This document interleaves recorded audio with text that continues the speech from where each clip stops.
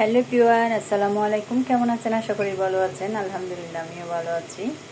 আজকে সিম্পলের মধ্যে কি রান্না করতেছি, এটা পেঁপে ভাজি করে নিচ্ছি। এই তো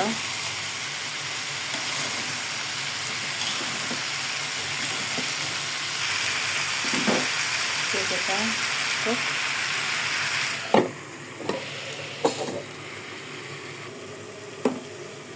আমি খিচুড়ি রান্না করব। বাহিরে একদম মেঘলা আকাশ হয়ে আছে, বাতাস।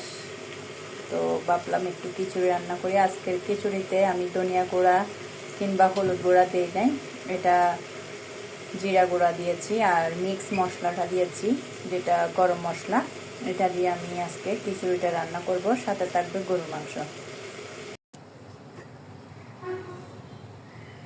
সাদা খিচুড়ি রেডি, মশলা ছাড়া, হলুদ ছাড়া। সাথে থাকবে গরুর মাংস।